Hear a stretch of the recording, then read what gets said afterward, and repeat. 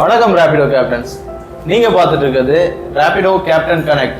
So இன்னைக்கு நம்ம கூட இருக்கிறவர் நம்ம ரேபிடோ கேப்டன் ரவிக்குமார் அவர்கள். வணக்கம். சரிங்கண்ணா, உங்களை பற்றி சொல்லுங்கள். ஸோ நீங்கள் ரேபிடோ எவ்வளோ நாளாக ஓட்டிகிட்டு இருக்கீங்க? ஸோ இந்த ரேபிடோவில் ஜாயின் பண்ணணுன்ட்டு உங்களுக்கு எப்படி தோணுச்சு? என் பேர் ரவிக்குமார். நான் அம்பத்தூர்லேருந்து வரேன். இது பார்த்தீங்கன்னா நான் ஒரு கன்சர்னில் ஒர்க் பண்ணிகிட்டு இருந்தேன் முன்னாடி. அந்த கன்சர்னில் இந்த கொரோனா பீரியடு அந்த டைம்லலாம் என்னுடைய இன்கம் ரொம்ப கம்மியாச்சு. அந்த டைமில் பார்த்தீங்கன்னா என் பையன் அவனுடைய ஃப்ரெண்டுடைய ஃபாதர் ரேபிடோ ஓட்டியிருந்தான். ஸோ அப்போ அவன் சொன்னான், டாடி நீங்களும் இதை ட்ரை பண்ணி பாருங்கள்.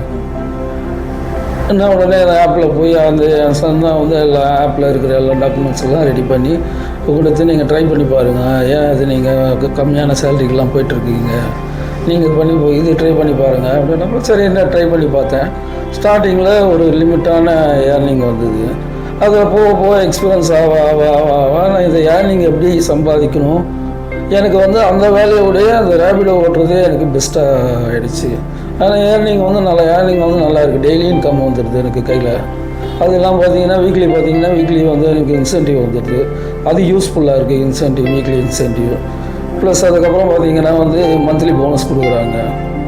இதெல்லாம் யூஸ்ஃபுல்லாக இருக்குது. பார்த்தீங்கன்னா ஏர்னிங் நான் முன்னாடி சம்பாதிச்சதை விட இதில் ரேபிடோவில் அதிகமாகவே எனக்கு வருது. அது யூஸ்ஃபுல்லாக இருக்குது, சப்போர்ட்ஃபுல்லாகவும் இருக்குது, ஃபேமிலி ரன் பண்ணுறதுக்கு நல்லா இருக்குது. சரி, நான் எதுக்காக உங்களை இந்த கொஸ்டின் கேட்குறேன் அப்படின்னாக்கா, நீங்கள் உங்களுக்கு வர ஆர்டர்ஸில் 90% ஆர்டர்ஸை கரெக்டாக ட்ராப் பண்ணிடுறீங்க. அதாவது ஒரு 100 ஆர்டரை நீங்கள் அக்செப்ட் பண்ணுறீங்கன்னா அதில் 90 ஆர்டரை கரெக்டாக ட்ராப் பண்ணிடுறீங்க.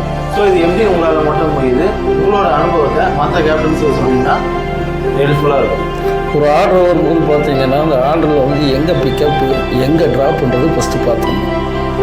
பிக்கப் நம்ம எடுக்கக்கூடிய விஷயம் எல்லாமே ஈஸியாக எடுக்கலாம். நம்மளுக்கு தெரியும் இந்த ரூட்டில் போனால் இந்த சீக்கிரத்தில் இதை பிக்கப் பண்ணலான்றது நம்மளுக்கு உள்ள ஒரு ஐடியா வந்துடும்.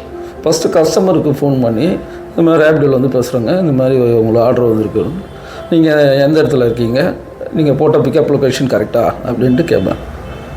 அவங்க ஆமாம் கரெக்டாக இங்கே தான் இருக்கேன்னா, சரிங்க சார், நம்மளுக்கு அந்த கிலோமீட்டர் டிஸ்டன்ஸ் தெரியும், வழிகளும் தெரியும், நிறைய ரைடு ஓட்டுறதுனால எந்த பக்கம் போனால் ஒரு கஸ்டமரை சீக்கிரமாக எடுத்துகிட்டு போய் விட்டுறது தான் நம்ம ரேபிடோவில் இருக்கிற யூஸ்ஃபுல்லான ஒரு விஷயம்.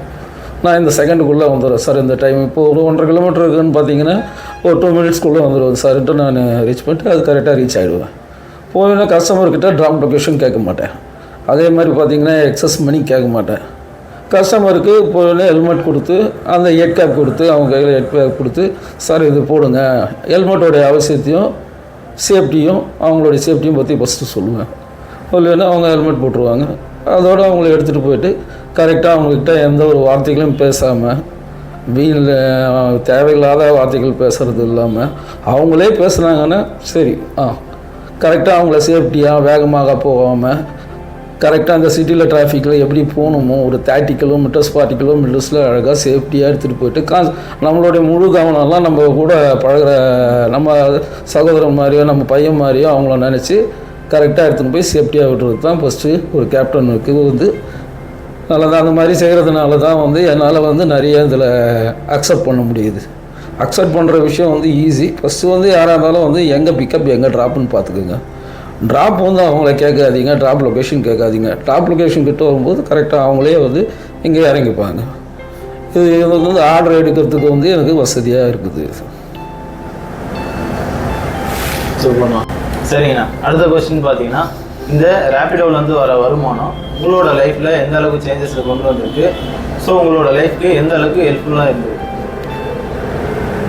ரேபிடோவால் எனக்கு பெரிய ஒரு நன்மை தான் நடந்திருக்குது. பார்த்திங்கன்னா இந்த கொரோனா பீரியட் அப்போ எனக்கு வேலை போய் என் ஃபாதர் டெத் ஆகி அந்த கஷ்டத்தில் இருந்த காலத்தில் நான் ரொம்ப கஷ்டப்பட்டேன்.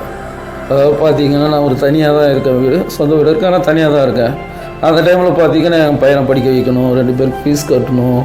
நான் எங்கெங்கேயோ ட்ரை பண்ணி பார்த்தா நிறைய பேர்கிட்ட அவமானப்பட்டேன். அந்த டைமில் தான் என் பையன் இந்த சஜஷன் சொல்லி இதை பண்ணுங்கன்னு சொல்லும்போது ஸ்டார்டிங் எனக்கு பைக்கு ஓட்டுறமே அப்படின்ற மாரி ஃபஸ்ட்டு இருந்தது. ஆனால் அதை ஓட்ட எந்த ஒரு வேலை செஞ்சாலும் நம்ம ஆத்மார்த்தமாக மன திருப்தியோட வேலை செஞ்சால் எந்த வேலையாக இருந்தாலும் நம்மளால் சாதிக்க முடியும்னு ஒரு நம்பிக்கை வந்தது. இது நல்லாச்சு. நீங்கள் பார்த்தீங்கன்னா என் பையனுக்கு படிக்கிறது, என் பையன் இப்போ +2 முடிச்சிருக்கான். இப்போ இன்ஜினியரிங் சேர்க்கணும். அவன் +2 வந்து எல்லாமே அவன் கொள்றதுலேருந்து அவன் நல்ல குரூப்பில் ஒரு இந்த ஸ்கூல் தான், ப்ரைவேட் ஸ்கூலில் தான் படிக்க வைக்கிறேன். பார்த்தீங்கன்னா ஒரு 75,000 80,000 வந்துடும் ஃபீஸு.